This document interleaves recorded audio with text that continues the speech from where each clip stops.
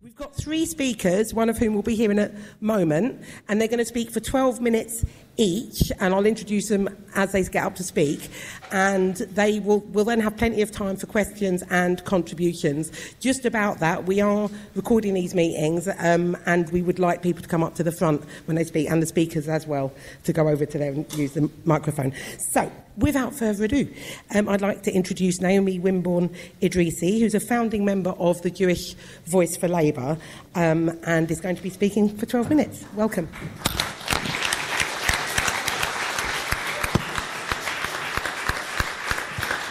Hello, everybody. I'm not very tall, so is that going to be all right? Yes? Good. Great. I've also forgotten my glasses, so that's another recommendation, I suppose. OK, now the title of this meeting is to do with Jeremy Corbyn, anti-Semitism, and justice for Palestinians.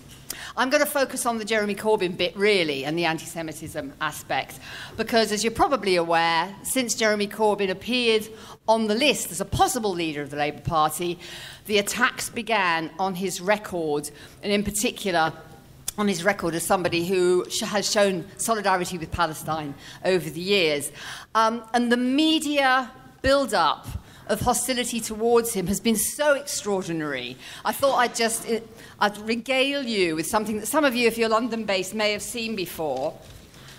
I don't know if you can see that from the back, but what it says is, it's the Evening Standard front page in May, sex slave beheading outrage and Labour Party chief, right? Now, obviously, a casual glance, which is all that a lot of people do when they read the paper, implies that Jeremy Corbyn has been involved in beheading sex slaves. I mean, what on earth does it mean? If you actually bother to read it, it's quite ironic. It's about a right-wing member of the Labour Party who tweeted some pretty disgusting stuff about Emily Thornberry. So Emily Thornberry is the Labour Party chief involved, suggesting that she was too ugly to be a sex slave for ISIS, and they would probably behead her. I mean, it was quite disgusting. But what the article goes on to do is quote this poor man complaining about his being vilified for his social media posts, which, as you all know, is something that's happened to many thousands of honest Labour Party members who've expressed their outrage at what Israel does to Palestinians in perhaps sometimes intemperate language. Now, obviously, I'm going to make the caveat that we all have to make. There is anti-Semitism in our society. There is anti-Semitism within the Labour Party too. And some people express very ignorant views, and some people, when you sit them down and talk to them, turn out to be actually in possession of anti-Semitic attitudes, which are not acceptable in the party. But the allegation that the party is not safe for Jews and that Labour has a problem with Jewish members is a complete and utter lie, but it has become a kind of, it's just wallpaper. Everybody seems to believe it now. Anyway, I'm going to go on about that a bit more. So the witch hunt that we've experienced, that I was hinting at there, has been explained very well in an article in Labour Briefing by Martin Meyer. I don't know if any of you read Labour Briefing. The most recent issue has a double-page spread.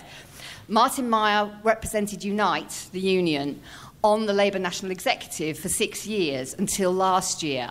And in this article, he lays down the unfolding of the witch hunt, which he's just witnessed with absolute incredulity because he knew that what he was seeing was lies becoming reality. It was extraordinary. So he says that he's no doubt that the witch hunt is part of a wider strategy aimed at taking down Jeremy Corbyn, basically. And, you know, there's also, he refers to Peter Mandelson, who you will remember as a major figure in the Blairite regime, who is quoted in another book that I recommend to you by Steve Howell called Game Changer, about Corbyn's election campaign, in which Mandelson is quoted saying, "There is not a day when I do not wake up intent upon doing something to deprive Jeremy Corbyn of the title deeds to our party." He sees it as a possession. And he actually talks about, every day I email people, I talk to people, I arrange meetings with people to do all I can to make sure that he does not represent our party any longer than we can avoid. Extraordinary stuff. So we know that the right wing are mobilising, and that within the Labour Party they have this phalanx of parliamentary Labour Party members who will do anything to stick the knife into Jeremy Corbyn. And of course the entire political establishment in this country is also opposed to him, and the media along with them. So where does the anti-Semitism fit in?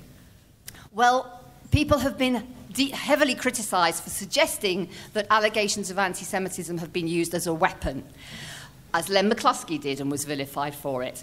Well, he's quite right, of course, but now we're in a climate where if you suggest that anti-Semitism allegations are being used as a weapon, you are obviously an anti-Semite yourself. I mean, we really are down the rabbit hole. It's Catch-22 and many other analogies I could think of, McCarthyism, you name it. It's Kafkaesque as well.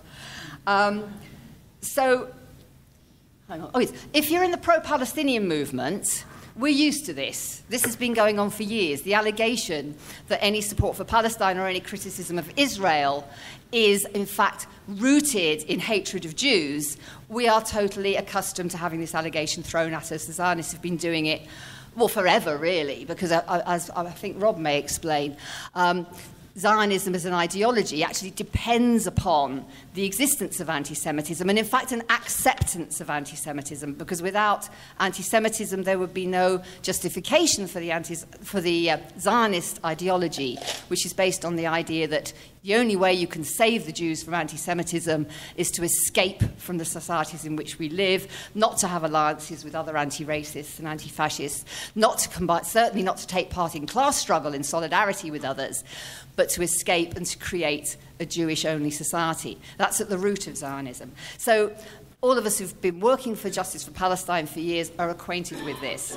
When it cropped up in the Labour Party, for swathes of the membership, this was utterly baffling. They were looking around their local branches and looking for these terrified Jews who were afraid to step out of their front doors in the morning, you know, looking for the jackbooted Nazis who apparently now dominated in Labour Party meetings. And of course they weren't there, and they didn't know what had hit them. And one of the reasons for the existence of Jewish Voice for Labour, which includes some people who don't normally sort of broadcast their Jewish identity, it's because we've felt that somebody's got to speak up and give others the confidence to talk about Palestine, to talk about Israel, and to understand the difference between real anti-Semitism, which is a vile threat which we will have to fight, and opposition, criticism of Israel, its treatment of Palestinians, the laws which underpin its treatment of Palestinians, and also Zionism as a creed, which is essentially a racist creed. So one of the problems that we've faced is, much as we all love Jeremy Corbyn, the reaction has been far too apologetic. So instead of saying, yeah.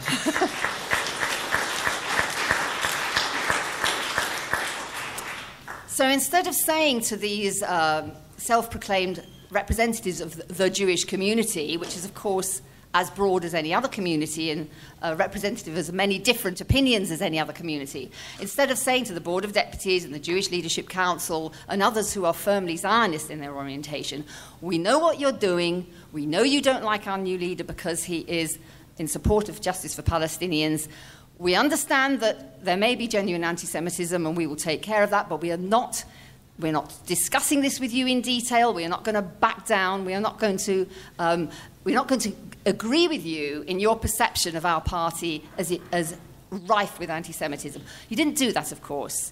He followed the route of saying, there may be a problem, let's investigate. So the Chakrabarti report was commissioned and came out with quite a few important criticisms of the way the party dealt with ethnic minorities of all kinds. That was, for me, the most shocking thing about it, actually. It showed that if you were black or Asian, you were often treated as kind of leaflet fodder. You were good enough to help out with canvassing, but you often were not good enough to hold a senior role in your constituency Labour Party. There was a lot of that going on. And the other thing she pointed out is that there are occasions when civility of discourse is somewhat lacking in the Labour Party. And I'm generally in favour of civility of discourse. Aren't we all in favour of it? Yes, of course we are. Absolutely.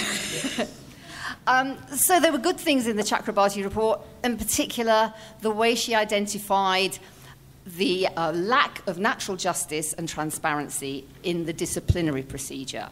Now, when the report came out, lots of us looked through it. We said there's good bits, there's bad bits, there's a bit too much of a concession, saying things like Zio is a swear word. I don't know, Rob might have a different view on that. I think it's ridiculous to have people's language censored to that degree. But basically we were looking forward to the positive recommendations being implemented. Why were they not implemented? Because the party machine was run by a Blairite clique, but a very embedded and extensive machinery, actually, headed by the then General Secretary, Ian McNicol, and he had no intention of doing anything other than sending out his attack dogs to continue rifling through people's Facebook accounts and other social media, and to pillory those who he could find some small indiscretion in their Facebook or tweets and accuse them of anti-Semitism. And this happened to thousands of people in waves before each of the challenges to Jeremy Corbyn over the leadership when there were votes of no confidence and so on. And most of them were actually quietly readmitted because they hadn't actually done anything, but it was just an excuse to stop them voting. I've got a case in my own branch. So on Palestine policy, the Corbyn leadership have managed to sustain their, from our point of view, fairly mealy-mouthed support for Palestine. You know, it's against the occupation, it's for two states, it promotes negotiation, which in fact the right wing tried to write out of the policy last year at conference, and then when some people on the NEC realised and put it back in, we were able to make celebratory speeches and raise the roof and have standing ovations and everything because they continued to express their solidarity for Palestine. They've made good statements on Gaza, for example. You could see Emily Thornberry. She's obviously been prompted to thump the table at the appropriate moments talking about dum-dum bullets. I'm sure it wasn't written by her, I know that. Now they've come up with some new guidelines on what anti-Semitism is, for which they have received the most incredible amount of criticism. Because what they have done is to distinguish between a short statement at the beginning of the definition you may have heard of as the International Holocaust Remembrance Alliance definition. They've restricted themselves to that short definition, which is wishy-washy and vague and not really much use, and they have declined to adopt a whole load of other guidelines that went with that definition, 7 of the 4 of which talk about Israel and not about Jews. And this is what they are being lambasted for. So, in fact, I mean, maybe in discussion we can talk a bit more about what the IHRA definition actually says and why it's so dangerous, why it has such an effect on limiting free speech on Palestine. Because it muddies the waters, it confuses Jew with Israel and Zionism, and it creates this incredible chilling effect that I mentioned in the first place. Time must be nearly up, let's see. It is. Yes, it is. Okay. So basically what we've got to do is distinguish a real fight against anti-Semitism alongside all other forms of racism, and this fake definition of anti-Semitism, which makes it look as if any criticism of Israel is suspect and that the assumption is that the motivation is hatred of Jews, which it almost invariably is not. So I'll leave it at that for now. Thanks. Thank you. Okay, thank you very much, Naomi. The next speaker is Salma Karmi-Ayyoub, and he is a British Palestinian lawyer and very active in the Palestinian Solidarity Campaign. Welcome. Hello. Thank you for having me. I hope you can hear me at the back. Is that okay? If I speak like that? Okay. So what I wanted to talk about is to go into a bit more detail, building on Naomi's presentation, about this question of criticising Israel and how that's anti-Semitic, and to present a Palestinian perspective on the issue. And so what I want to do is to really put this, what I'm going to call the new anti-Semitism campaign, and I'll talk about that in a bit more depth, into context, and say that it's really, although it's manifesting itself at the moment in this country as a kind of anti-Corbyn, sort of anti-left of the Labour Party campaign, it's in essence really a campaign that's been spearheaded by the Israeli state and has been ongoing for at least 15 years.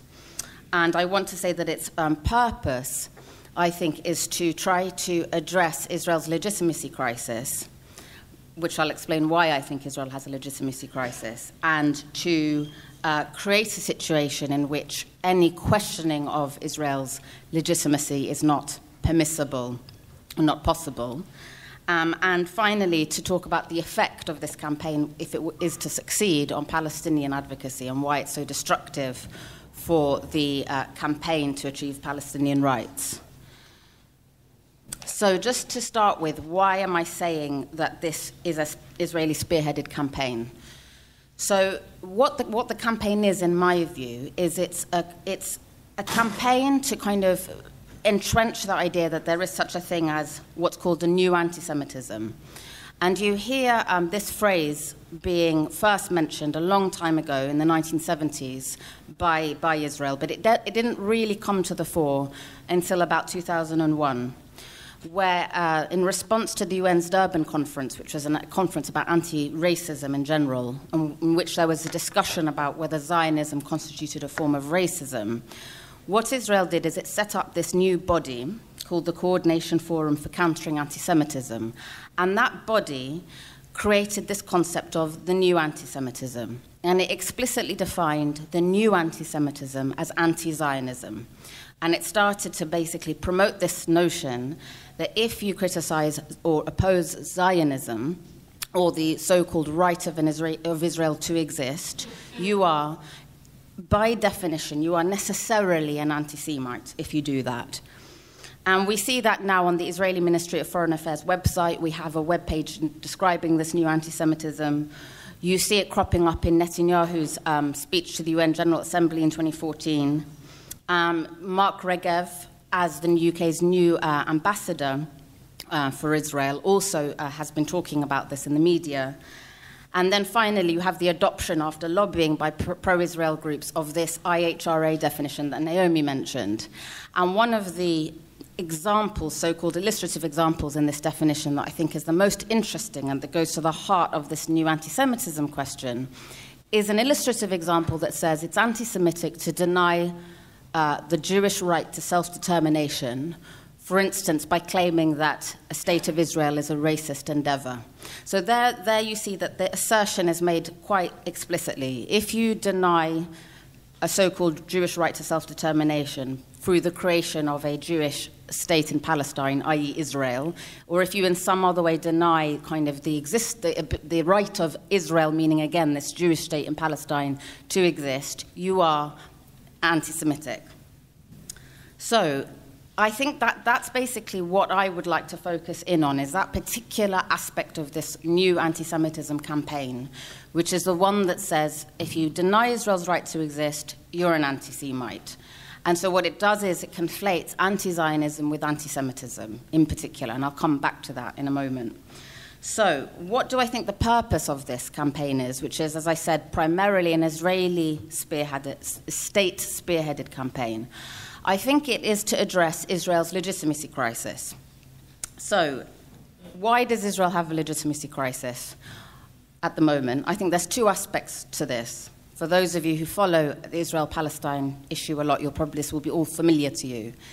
The first thing is basically, due to Israel's own policies of expansionism and colonization, it's ended up in a situation where there is a kind of binational apartheid reality in Israel-Palestine. That's like the reality on the ground. So you have an Israeli state in control of the entire territory of Israel-Palestine, from the River Jordan to the Mediterranean Sea, and you have two sets of people, Israeli Jews who are given a set of privileges and their full rights, and Palestinian Arabs who are either second-class citizens in Israel or entirely disenfranchised in the West Bank and Gaza, and have been for the last 50 years.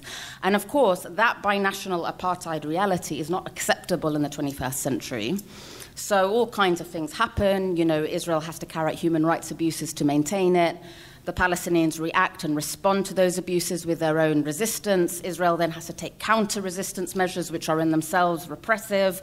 The media covers it, etc., etc. And you have all of the kind of international criticism of Israel in the international arena that we see all the time, UN reports, etc. So that's one reason for Israel's legitimacy crisis. The second reason, I think, is, in large part, has been the success of Palestinian advocacy, again, over the last 10 to 15 years, especially the boycott, divestment and sanctions campaign, which has done a really good job, I think, of raising awareness of Israeli crimes and human rights violations in publics all over the world, and is causing more and more people, naturally, to therefore question Israel's legitimacy. they're thinking to themselves, basically, what kind of a state does stuff like this? What kind of a state occupies other people's lands for 50 years of its 70-year existence? And so the question has become more than just a concern about Israeli individual policies or practices of a specific government. I think the BDS movement has taken things to the next level and has caused people to really ask themselves, what is fundamentally the nature of this state that carries out actions like this? So I think that that's why Israel faces a legitimacy crisis. Its own actions, coupled with, Palestinian advocacy and the BDS movement and other successes like that. And I think Israel reacts to this legitimacy crisis in two ways. Again, first of all, in terms of inside Israel, there's been a kind of move to the right, and there's been an attempt to sort of entrench the Jewish state idea and to sort of entrench the apartheid reality as much as possible, whilst doing nothing, of course, to alleviate the conditions for Palestinians. So you have a bill that's, I think it's done its second reading already in the Israeli Knesset. It probably will become law at some point, that will define explicitly Israel as a nation-state of the Jews, and will mean that all other laws and policies and practices have to be read through the prism of that law. You have calls, mainstream calls, not just on the fringes, for the transfer of Palestinian citizens of Israel to areas outside of Israel in order to redress the demographic balance, etc. So you have this kind of moves to entrench Israel's Jewish state status. And at the same time, you have this attempt internationally to try to silence any debate or discussion about Israel's legitimacy. And that's where I think the new anti-Semitism campaign comes in. So in other words, what it's saying to people is, certainly you shouldn't criticize Israeli policies and practices, that's anti-Semitic. But further than that, moreover, if you want to debate or discuss whether the Israeli state is actually legitimate, is the Zionist ideology which purportedly gives Israel its legitimacy, is that ideology something we agree with or not? Is it okay for Israel to maintain itself as a Jewish state in the territory of Palestine? All of these questions, which are questions that go to the heart of Israeli legitimacy and are tied up with anti-Zionism, become labeled anti-Semitic and therefore out of the bounds of normal debate and discussion. And therefore you have a total silencing of and closing down of any discussion about Israel's legitimacy. So I think that is the purpose of the so-called new anti-Semitism. Now, in my last 2 minutes, as usual, we always, Naomi was saying, you only ever get through 2/3 of what you want to say, but never mind. So I think, what is the impact on Palestinian advocacy of all of this? So I want to say that if this campaign to equate anti-Zionism with anti-Semitism and therefore to close down any expression of anti-Zionist ideas were to succeed, I think the impact on Palestinian advocacy would be very profound.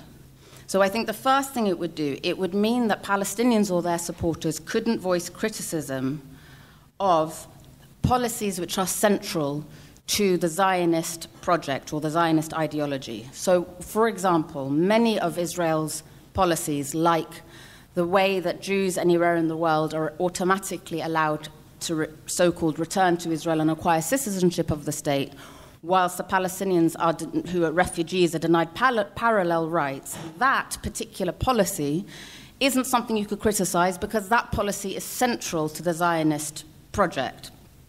I think the other impact it would have is Palestinians wouldn't be allowed to really demand rights that the realization of which challenge Israel's Zionist nature, Israel's so-called Jewish nature. And, for instance, the right of return, because that would mean probably a majority in the end of Palestinians in the land of Israel, Palestine, and not of Israeli Jews, would not be something you could advocate for without being anti-Semitic, because there you're challenging Zionism, therefore you're proposing something anti-Zionist, therefore you're an anti-Semite, therefore you're not allowed to advocate for it. And I know it sounds really far-fetched and ridiculous, this logic, But it's actually happening. I see it happening. I have been criticised for being an anti-Semite for talking about the right of return. And on the Israeli Ministry of Foreign Affairs webpage, under that title of anti-Semitism, you actually have a discussion of the right of return and why it's anti-Semitic. So I am going to wrap up now and say if all of this sort of campaign succeeds, I think Palestinian advocacy will be hugely impoverished, and we will be shrunken down to a position where all that Palestinians will really be able to say is they'll perhaps be able to critique individual policies and practices, but not to look at the overall situation, the overall nature of the Israeli state, and talk about why that affects them and why that oppresses them. And so I think it will have a very detrimental impact on the fight for Palestinian rights, and that's why Israel is behind it and is pushing it. So I would invite and encourage you all to be very firm in opposing this incorrect conflation between anti-Zionism and anti-Semitism. So our last speaker before the discussion opens is Rob Ferguson, who's a Jewish anti-racist, long-standing member of the Socialist Workers Party and author of a very good article in International Socialism called Fighting the Rise of the Right, again, which you can get at Bookmarks. So without further ado, Rob. This meeting follows from two very successful meetings in London and Bristol under the same title, which combined Palestinian, Jewish, trade union, Labour Party and anti-war speakers. And this was for a very important reason, in my view.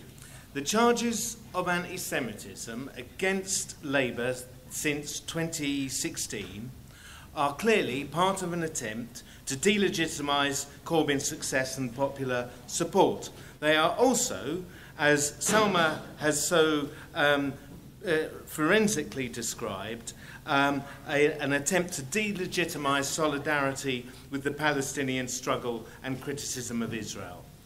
But I want to also argue that the attack on Labour is part of a wider ideological attack which also encompasses the anti-war movement, Muslim communities, and the left as a whole. This is not, therefore, simply a question of an internal battle within Labour. It is a question for the entire movement. And I want to address two central points in my contribution today. One is the international context of the current attacks on Corbyn and Labour, and second, the question of anti-Semitism and why, at the same time as centering Palestine and resisting any conflation between anti-Semitism and anti-Zionism, anti-Semitism is and is becoming increasingly a vital question that confronts us. And first, I just want to make a brief comment about the nature of anti-Semitism, because there is this notion that anti-Semitism is just a free-floating prejudice. This is false. In its modern form, anti-Semitism was forged as a reactionary ideology in the late 19th century, where the anti-Semite portrayed every single failing of society, social discontent, economic crisis, military defeats, all as the work of an alien, hostile force, the Jew. It was forged as a challenge to socialist principles of unity, internationalism, common class interest, and instead posed the central question as one of an alien Jewish power, at once both an external threat to the nation and an enemy within. Now, it's clearly true that, like any form of racism, anti-Semitism can permeate the whole of society, including the left. It has to be challenged without quarter, and there can be no place in the Labour movement for anti-Semitism or racism in any form. It makes no difference if this happens in the context of debates over Israel or not. But it is at root an ideology of reaction that divides and undermines common struggles against exploitation, oppression, and domination. It can only ever serve the latter and never those who are its victims. Which brings me to the current attack on the left. These have a specific focus and aim, as Naomi and Salma have described. But I also think it's important to recognise that what we face in Britain is part of an international ideological attack that began long before Corbyn's election, as Salma has also noted. It is difficult to convey, really, the deluge of books, articles, newspaper and media commentaries on what has been called the new anti-Semitism that took off in the early 2000s. And it is not simply commentary. The narrative has taken institutionalised form across Europe and the United States, imposing restrictions on free speech, especially in universities, and bans on pro-Palestine protests, legislation prohibiting boycotts of Israeli goods, and so forth. And the timeline is significant, because the early 2000s not only saw the moment that Salma referred to, it saw the period of the Second Intifada, the invasions of Afghanistan and Iraq, the election victory of Hamas in 2006, and then later the Arab revolutions of 2011. Conversely, the Palestinian cause became an inspirational touchstone for the anti-war movements and anti-imperialist struggles, inspiring the growth of the BDS movement and so on. It also became, and this is important,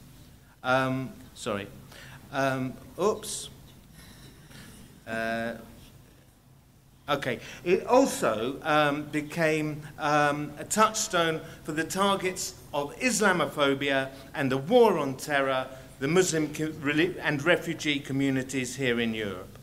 All this has meant that a defence of Israel, material and ideological, is now of ever great importance to the entire establishment, both for prosecuting their interests in the Middle East, but also here at home. I want to give one stark example. Recently, a statement was signed by over 300 French academics, prominent politicians, ministers, ex-ministers, so-called celebrities, claiming that the main threat to Jews in France now comes from Muslim migrants. And this is in a country where a fascist who denies the French state's role in the Holocaust won over 10.5 million votes in the presidential elections. And the IHRA definition, which remember has been adopted by 31 states, reflects and underpins this dynamic. It acts as a vehicle for an ideological attack on the left, it fuels state-sponsored Islamophobia, and finally, it hands a get-out-of-jail-free card to the far right. By my last count, 7 of the main 31 signatories to the IHRA definition are governments or leaders who have actively promoted anti-Semitism and revisionist histories of the Holocaust. And I wanted to say something that's important here. I make this case not in any way to deflect from the importance of opposition to the current attacks on Labour and Palestinian solidarity, but on the contrary, to stress the vital importance of so doing. Jeremy Corbyn is seen as a specific threat, not only in terms of the political rivalry between right and left in Labour, but because the prospect of a British Prime Minister with roots in the anti-war and anti-imperialist movement sends shudders down the spines of the international ruling class. This is why I think it is a mistake to make concessions to the right on this question. The idea that in doing so the attack will somehow abate is entirely misplaced. In fact, the opposite is true, and I think it's absolutely to the credit of JVL that they have battled against retreat and have sought means of going on to the front foot. And we should not underestimate this, nor the importance of pro-Palestine campaigns and the BDS movement. However, this does, I want to argue, bear on how we argue the case and the necessity of maintaining the wider view. Because the far right have ridden on the tide of Islamophobia. This is the cutting edge of their racism and racism in Europe and the US. But it does leave an unfilled space. The far right is different in that it is characterised by its pose as being anti-establishment. They need an ideological driver to attack political and financial power. So it is no accident that from Viktor Orban, the Prime Minister of Hungary, to Gerard Batten, the leader of UKIP, that they reach instinctively for anti-Semitism. And the most typically at the moment, this is taking the form of attacks on the Jewish financier George Soros. And this is a fake displaced stand-in for an attack on the real structures of power in society. So what I want to then argue from this is that we can't afford to diminish the importance of the Holocaust, because that's what the far right across Europe are trying to do, or counterpose from any side of the argument, and not least the Zionist, the suffering of the Palestinian people with the fate of European Jewry. The Holocaust remains of central importance for all the oppressed, including the Palestinian people. It was the consequence of a system founded on oppression, racism, and war. And it's that same system that we confront today. It is also why we can give no quarter to the narrative of the new anti-Semitism. I don't believe you can counter the attacks on Labour and Palestine solidarity without addressing this conflationary narrative. And we can't afford to treat it as a distraction or a diversion, in my view. In addition, we shouldn't fall into traps This can sometimes take the form of, trumping one oppression with another. Sometimes there's been anti-Semitic stereotypes surfacing. The relativizing of the Holocaust, or sometimes crudely conflating historical events that risk confusing victims with perpetrators. And I want to finish with this. You see, I'm an anti-Zionist, not despite the Holocaust, but because of it. Anti-Zionism has existed amongst Jews as long as political Zionism has existed. My own Jewish family is and was both Zionist and anti-Zionist. Let's remember one thing, that difference made no difference at the gates of Auschwitz. And the lessons of the final solution need to be reasserted in the face of the rise of the far right on the one hand and the conflation of the meaning of anti-Semitism by the supporters of Israel on the other. We accommodate to the forces of imperialist war, of oppression and exploitation at our peril. It is on this poisoned soil that fascism grew in the 20th century and grows again today.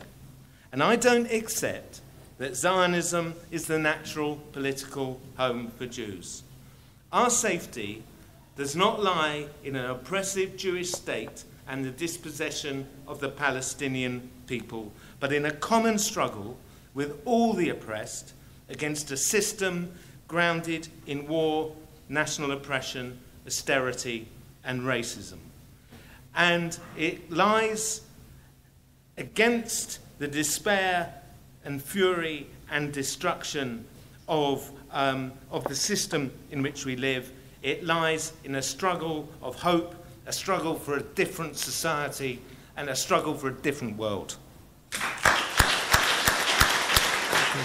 For my sins, I lived for 3/4 of the year in Hungary. Hungary has a horrendous history of old anti-Semitism.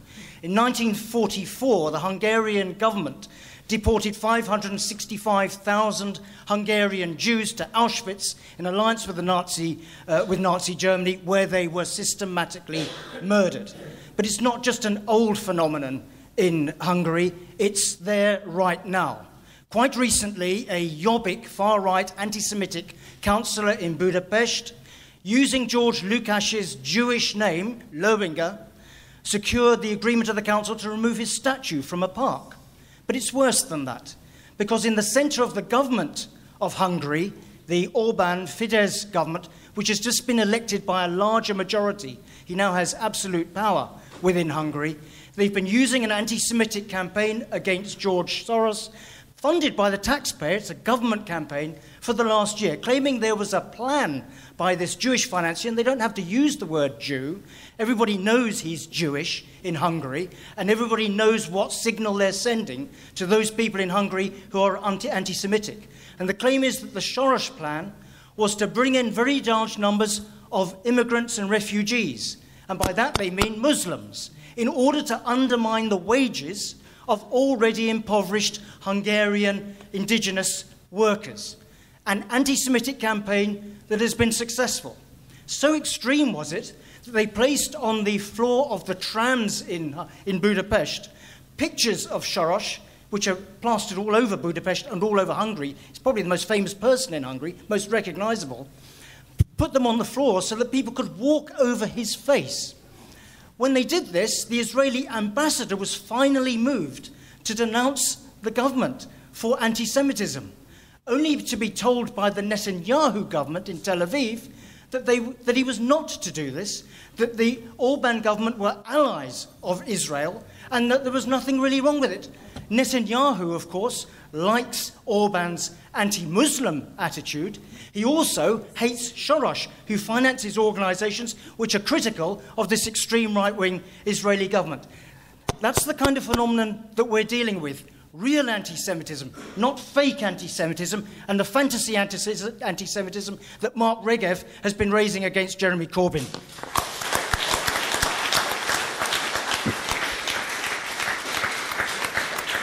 Sophia will be followed by John Rose.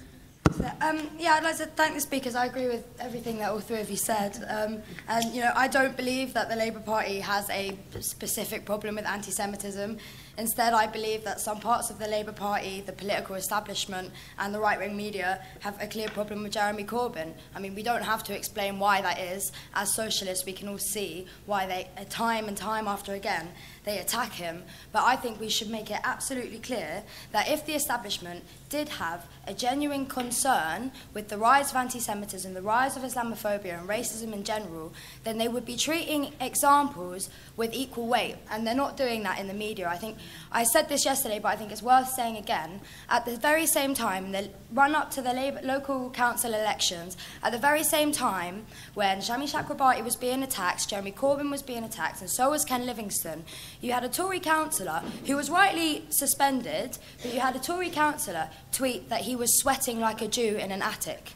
And I think personally that that comment outweighs any kind of anti-Semitism that any member of the Labour Party has said in the past few months.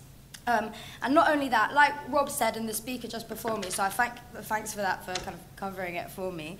If the establishment did, again, have a genuine concern with the rise of anti-Semitism, why are we not talking about the rise of the far right across Europe in a much more serious way? Just in the venue right now, there's a meeting going on about the FLA and the rise of Tommy Robinson again. I was on a demo, I was on a counter demo a few weeks ago, where there was a lot of Tommy Robinson supporters, and I saw with my very own eyes a number of people sea-kyling on the streets of London. Like, these are my streets, these are the streets where I've grown up, and that is real anti-Semitism. And I don't understand why we are not talking about this more and more if people are saying, this is what we're actually concerned about. And I think, quite frankly, I know that these far-right groups, Islamophobia is the weapon that they kind of use the most, but let's not get this wrong, they're sea-kyling, and if they had their way, they'd happily see me and my family back in Nazi death camps. And quite frankly, nearly summing up, as a young Jewish woman, I'm actually sick and tired of having to defend Jeremy Corbyn over this matter when we've got Nazis on our doorsteps at home. Jeremy Corbyn supports the plight of the Palestinian people because for the past 70 years, with the help of other imperialist powers, our government and the USA, the Israeli government has peddled a policy of ethnic cleansing against the Palestinians. It's got nothing to do with anti-Semitism, but everything to do with the protection of human rights and the fight for justice and equality, and we should be blindly unapologetic about that. So thanks.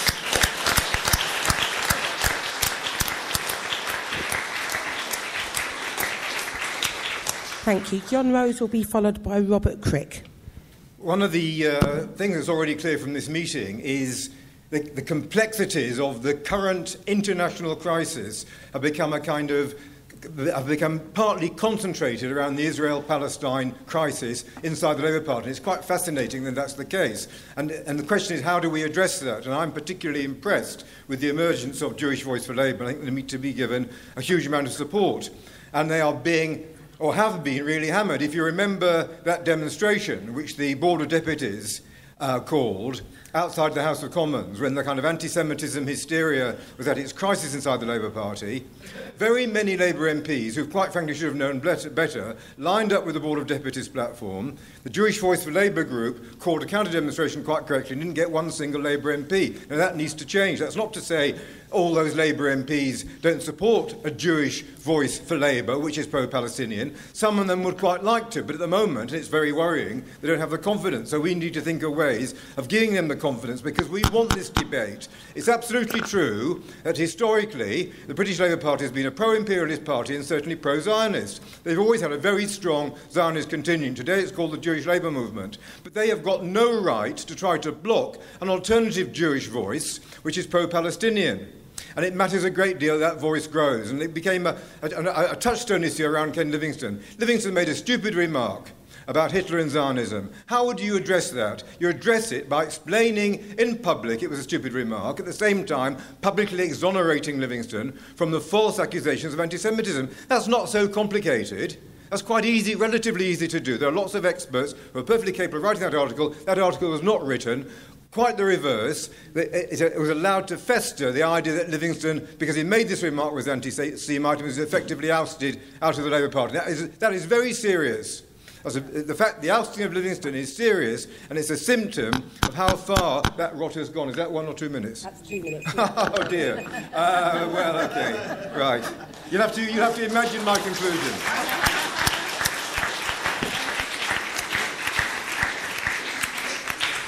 Sorry, I'll be louder on the 1 minute. So Robert will be followed by Mark Thomas. Okay.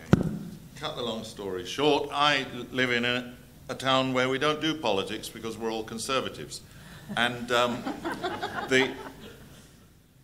when there was an issue in the disused church that I'm the janitor for, we put up the Palestinian flag. It got bemusement from most residents, but a lot of approval and then opposition, and one of the trustees, using the consensus rule, had it removed. And I told the gardener and the cleaner where I'd put it. When the massacre happened, I was out of town. The gardener went and got it, run it up in front of the church, at the top of the high street of Sidmouth, and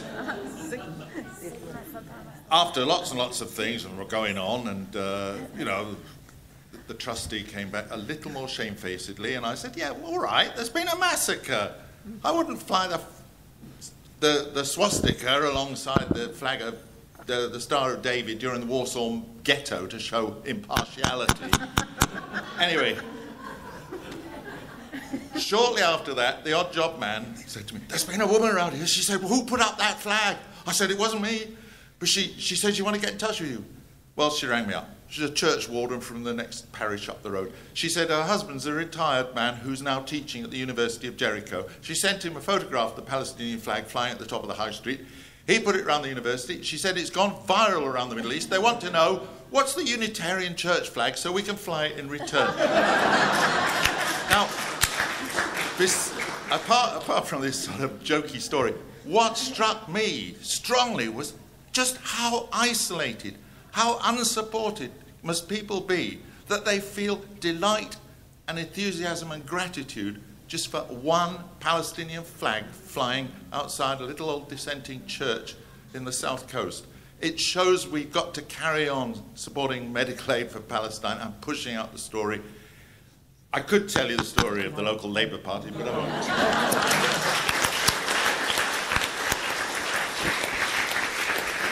won't. Mark will be followed by Mike Simons. I just want to return to something that John Rose touched on. You see, talk about two demonstrations. July 2016, the Parliamentary Labour Party launches a coup against Corbyn, and momentum calls a demonstration in Parliament Square. I was there. There were 10,000 people turned up.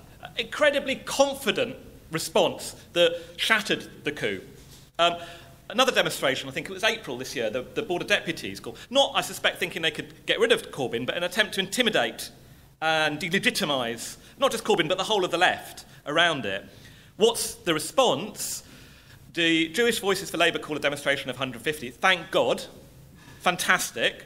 But no Labour MPs, no Momentum. In fact, Momentum, I think, put out an email a few days later really saying we should just apologise for anti-Semitism. How do you explain the contrast here? And I think it's clear that faced with, everyone's clear about Blairism. People hate it. They've had experience of it.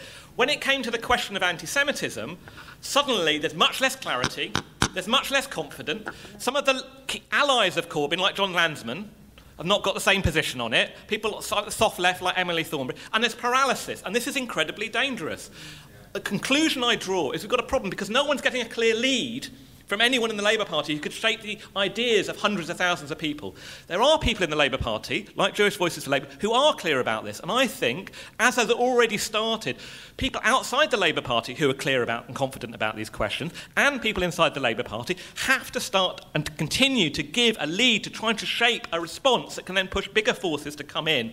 Otherwise, they will keep on coming back on this, because what they want to do is attack Corbyn and somehow taint the entire left and say, if you criticise not just Israel, but capitalism, there's a taint of suspicion of anti-Semitism back, and we have to push them back on this.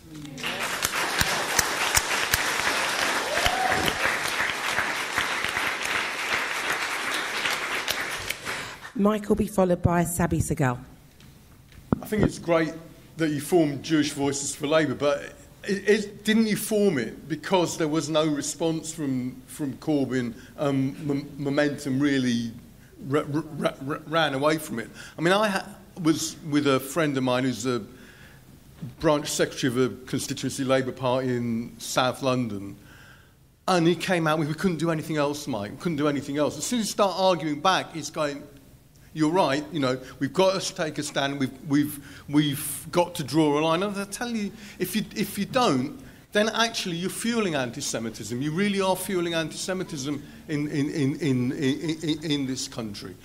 I'm Jewish. My dad came on the kinder transport. My mum was brought up in Hackney. They fought Moses. I've got a very, very acute ear for anti-Semitism, and I've never heard anybody anti-Semitic in the Labour Party. I've heard racists in the Labour Party, but not anti-Semites. Where I've heard it is from Trump's acolytes. I've heard it from hardcore fascists, from Tommy Robinson. I've heard it from and seen it from Tory MPs, and Tory MPs on their stag night, royals on their stag night with the swastika, the Daily Mail, with the euphemisms, oily or cosmopolitan. You know exactly what they're saying. You know it's there in the golf clubs, and we should watch out for it now as UKIP reforms as a place where Nazis can hide, where they start using anti-Semitism as a little code for the hard Nazis, just like Marine Le Pen and Jean-Marie Le Pen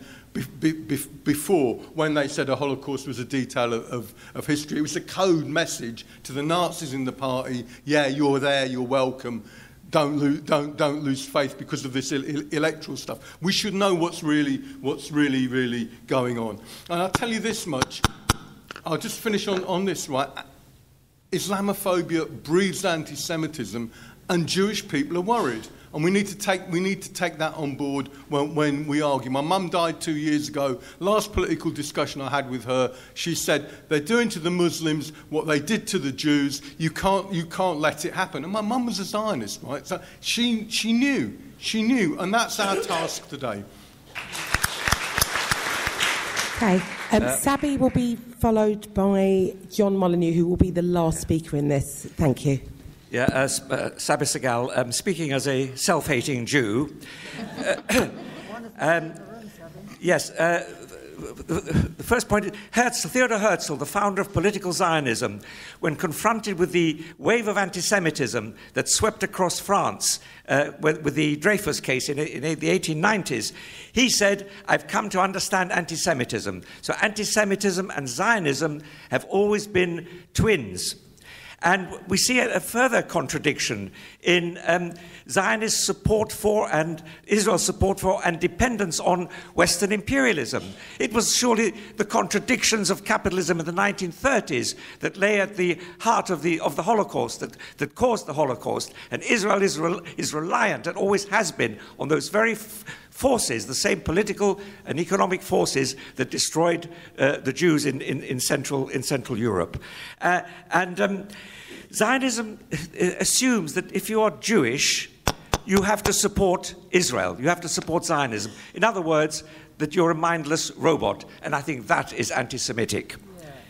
Yeah. And finally, Stand Up to Racism has so far shown itself to have an excellent record of fighting racism. It has adopted the fight against, it has incorporated the fight against anti-Semitism, and I think we need to see more of that in fighting those forces in the Labour Party that are trying to unseat Jeremy Corbyn. Thank you.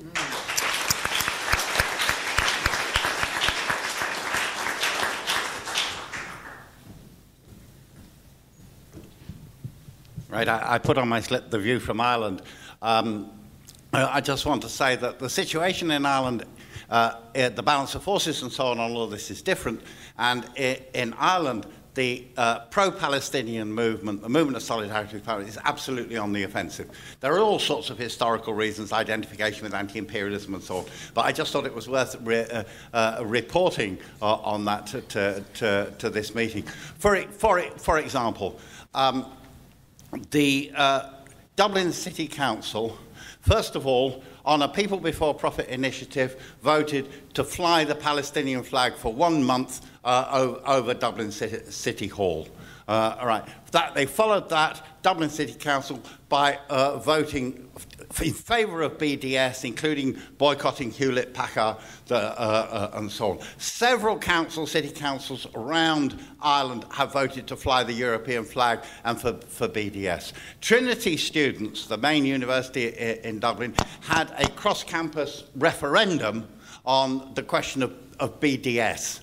Right, and it won by a 2-1 majority and so on. I think you're tapping and saying that. No, you've got 1 minute. Oh, I've got 1 minute left, right, great. So on this, and in Belfast as well, and so on, across the country, and in Derry, we're very much on the offensive. The one thing I would say from all my life as a socialist, an anti-racist, an anti-Zionist and so on, is a very simple point, that when you face a witch hunt, when you face the kind of attack that the Labour Party and Corbyn and so on have been facing in Britain, and you can see it, it's absolutely clear when you look at it from across the water. It's very simple. When you face that, the worst thing you can do is to retreat, compromise, appease it.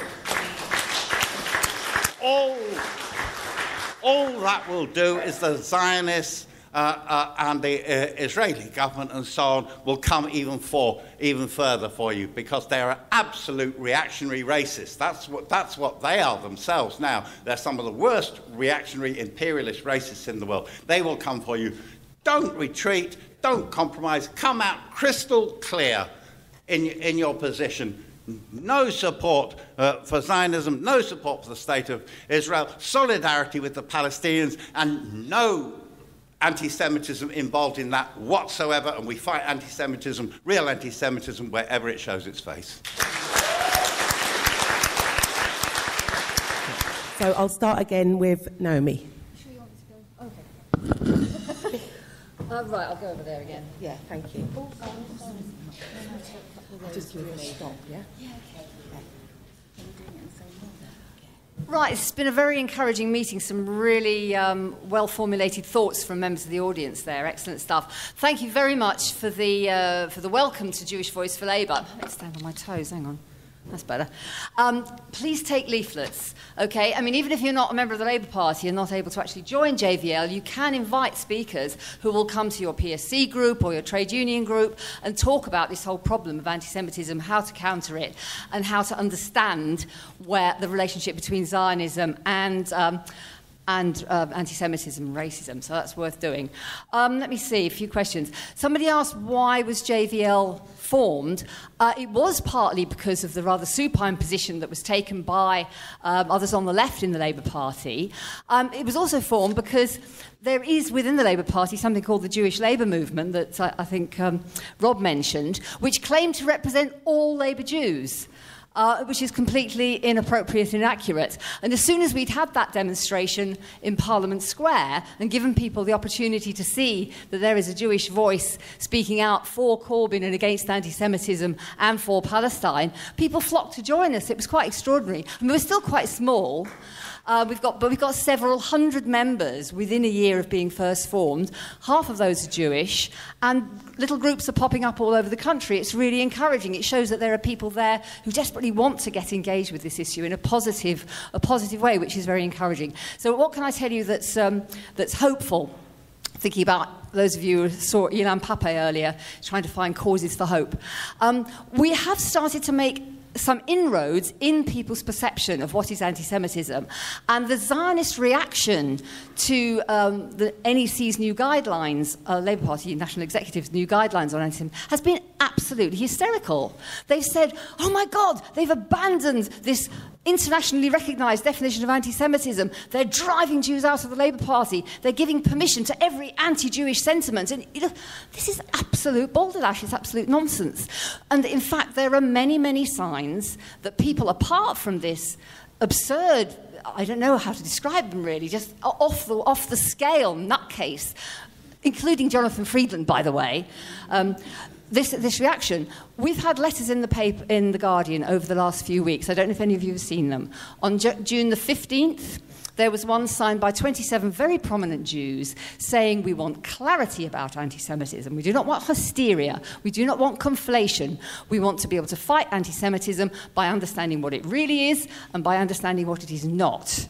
And they said what it is not, and what it is not is expressing concern about Palestine and criticising Israel as a result. Oh gosh, can I just tell them about the other letter? Yesterday, The Guardian, after much delay and reluctance, published a second letter.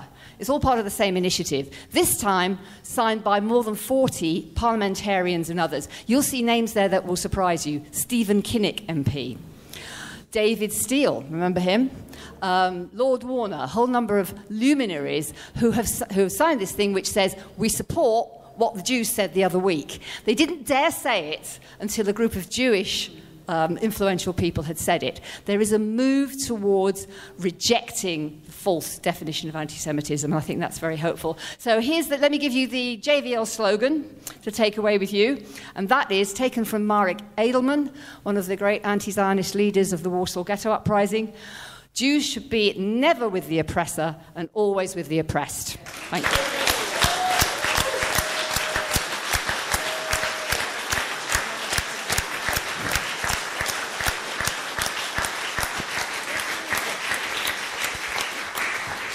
Next, Salma, thank you. I don't want to put a downer on the proceedings after Naomi's very optimistic message. I just want to take the opportunity, I think, to underline really the importance of the work that Naomi is doing and others like her and JVL, and the importance, I think, of an alternative Jewish voice. So just to encourage those of you who are Jewish or who have Jewish friends, and you can support them in their endeavours, to kind of get the message out there about why these allegations of anti-Semitism are false. Because I think that there are things that it's difficult for non-Jewish people to say, but that do need to be said. And I think although the efforts are great and they're proceeding, I think there has been an impact from this whole anti-Semitism campaign. I feel like the discussion about Palestine has gone backwards a little bit. Just to give an example, I still make the mistake occasionally of listening to BBC or watching the BBC, and always just ends up me with raised blood pressure and thumping the table and whatever have you. But basically, there was a discussion on Any Questions just on Friday where somebody asked, should we move our embassy like Trump did to Jerusalem. And the responses of the panelists were the most muted, weird kind of replies. All they could be bothered to say is, oh, well, such a move wouldn't be very conducive to negotiations. There was no talk about the fact that, of course, it would be illegal to do what Trump did, which is to recognize Israel's illegal annexation of Jerusalem. This is not a controversial position. This is something the UN Security Council has said in 1918 and said repeatedly.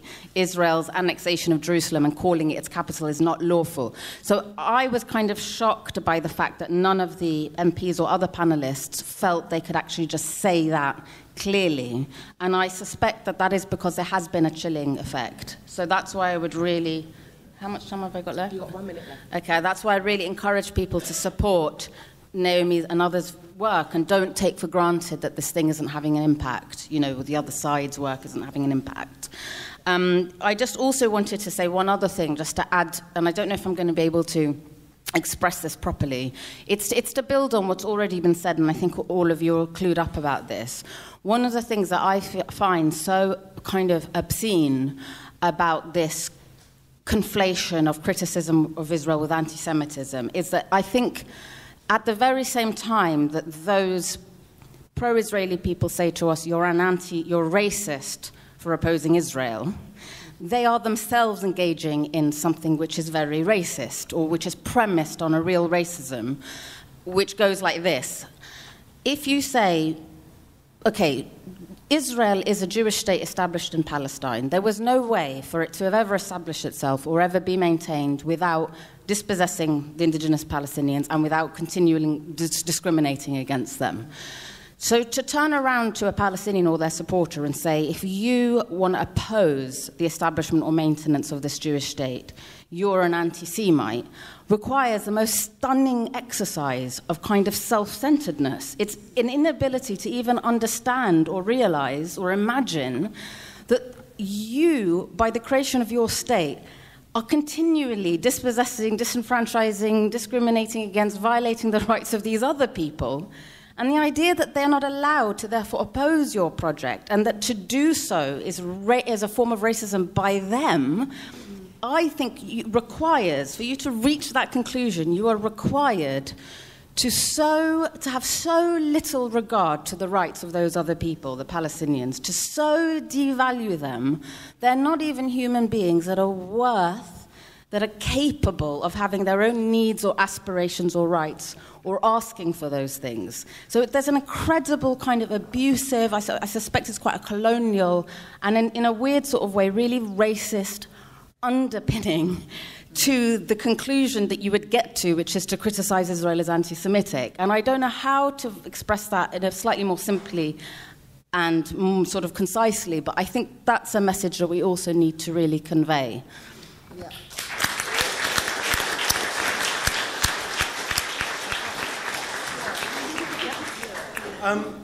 I just want to start by following on from Rob Hoveman at the start of this discussion, who referred to the example of Hungary. And I just want to say something about Viktor Orban, because he is the icon and tribune for the far right across Europe and across the United States, the alt-right, Breitbart and all the rest of them. And I just really want to underline the point, because Orban made a speech towards the end of that election campaign, not in a closed room, but at a huge mass rally on Hungarian Independence Day, when he attacked Soros for bringing in Muslim migrants to undermine Christian Europe. And this is what he said: "We are fighting an enemy that is different from us, not open, but hiding, not straightforward, but crafty, not honest, but base, not national, but international, does not believe in working, but speculates with money, does not have its own homeland, but feels it owns the whole world." That could have been ripped straight out of the pages of the great anti-Semitic forgery, the Protocols of the Elders of Zion. But it gives us a signpost to the kind of latent threat and the kind of forces that we face. And remember, the victory of these people would also be a tremendous blow to the hopes and aspirations of a free Palestine. Because one thing they all are cementing themselves to is hailing support for Israel. Orban is going to Israel, not just as a Hungarian representative, but to represent the so-called Visegrad group, which contains within it every nasty anti-Semitic Holocaust-revising politician in Eastern Europe that you could imagine. And I just want to say something about Zionism and anti-Zionism. You see, my father went to Palestine with his family in the 30s, and he described himself then as a socialist Zionist. He joined the Haganah, the Zionist militia. But his experience, even then, forced him to choose between his socialist principles of siding with the oppressed and his Zionism. And if there's one thing I hate more than being called a self-hating Jew, is a non-Jew telling me that to be anti-Zionist is anti-Semitic. Both forms, both abuse, in fact, echo one of the oldest anti-Semitic tropes, and that of the disloyal left-wing Jew. And I want to finish really with this, because I think we have to, the consequence of all this is that we have to put Palestine, the struggle for BDS, support for Palestinian solidarity at the centre. This is going to be very important, I think, in the new academic year on the campuses, but also that the stakes are very, very high. One only needs to look across Europe at the perils of division between Muslim, Jew, and the left, and the beneficiaries would only be those who would like to see the return of the jackboot into European politics. And against that threat, we have to unite, actually even regardless of our views on Israel. But to do that, we have to stop the accusations, fake accusations of anti-Semitism, recognise real differences, argue for a principled position on the oppressed, dispossessed of Palestine, whatever the disagreement, but unite against a common foe. That means I think we have to be out against Trump on the 13th, out against Tommy Robinson the 14th, by the way, with as many Palestinian flags as possible.